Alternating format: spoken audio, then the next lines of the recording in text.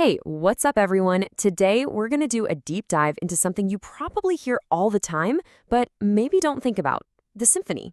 And trust me, it's basically been leveling up for centuries.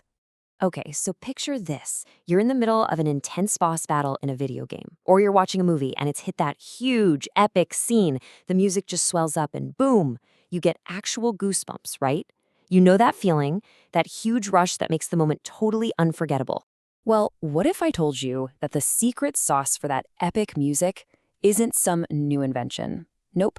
Its origin story actually goes back about 400 years. Yeah, way before anyone was even dreaming about video games or movie theaters.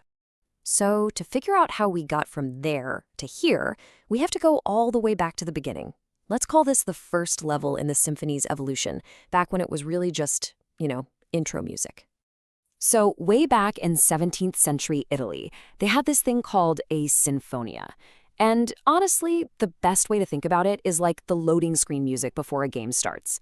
It was just a short instrumental piece that played right before the main event, which was usually an opera, to get the audience hyped and settled in.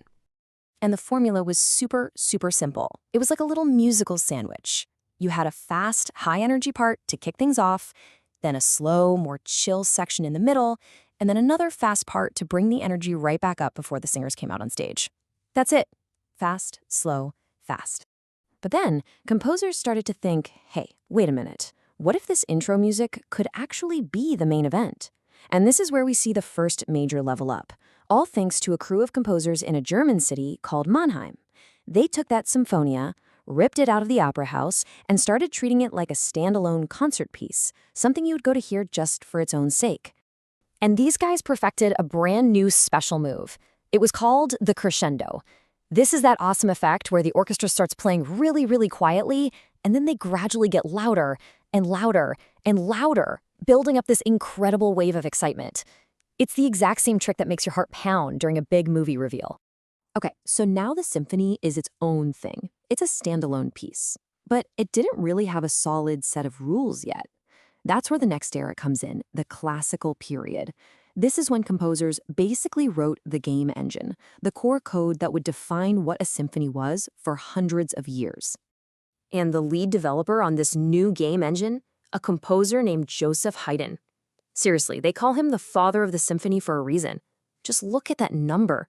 The guy wrote over 100 of them. He was constantly tweaking and perfecting the whole formula. And Haydn is the one who locked in that standard four-part structure, which became the blueprint for pretty much every symphony after him.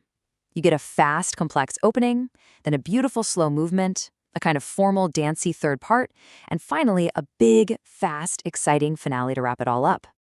And right on Haydn's heels comes this guy, Mozart. So Mozart takes Haydn's perfect structure, the solid game engine, and then adds his own genius to it. These incredibly catchy, unforgettable melodies, and a huge sense of drama that he picked up from writing operas. A Mozart symphony feels like a whole opera playing out, just without any of the words. So at this point, the symphony is elegant, it's structured, it's beautiful.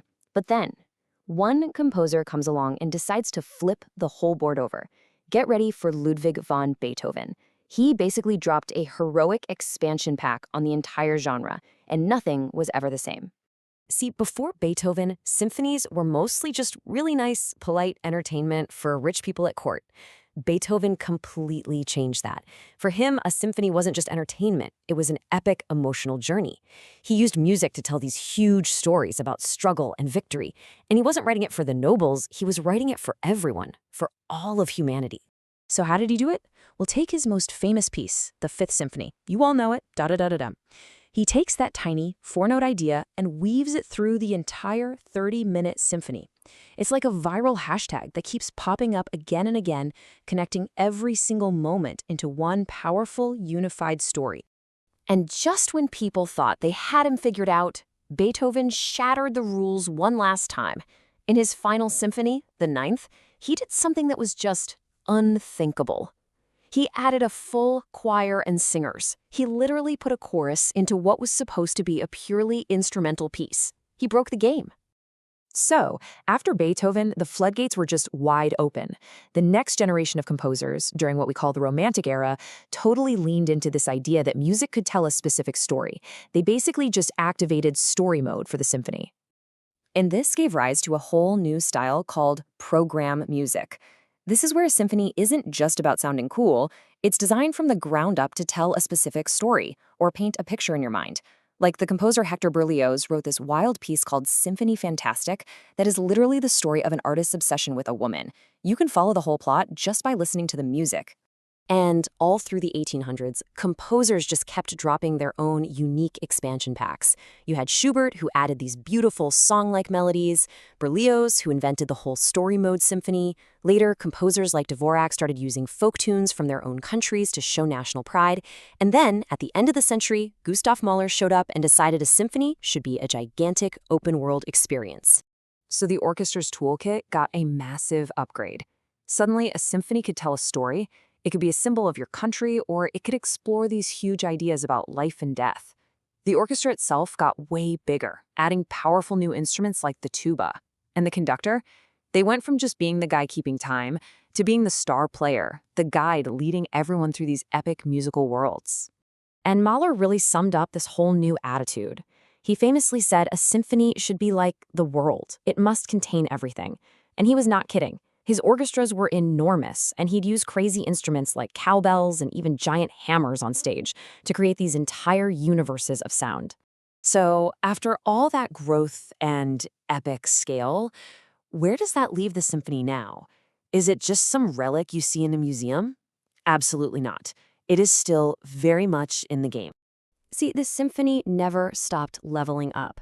In the 20th century, composers started mixing in influences from everywhere, from jazz, from rock music, you name it. And today, it's not weird at all to hear electronic sounds or brand new instruments being played right alongside violins and trumpets. And that brings us right back to where we started. The symphony's DNA, that crescendo that builds crazy excitement, that little theme that acts like a hashtag, the power to tell a huge story without a single word, that is the exact code running in the background of all the epic movie and video game music you love. The next time you get those chills, you can thank 400 years of the symphony leveling up. So, in 400 years, the symphony went from being the loading screen music to being the engine that fuels our favorite entertainment. Which brings up a pretty cool question, right? What's the next level? Where could it possibly go from here? What do you think the symphony is going to sound like 100 years from now?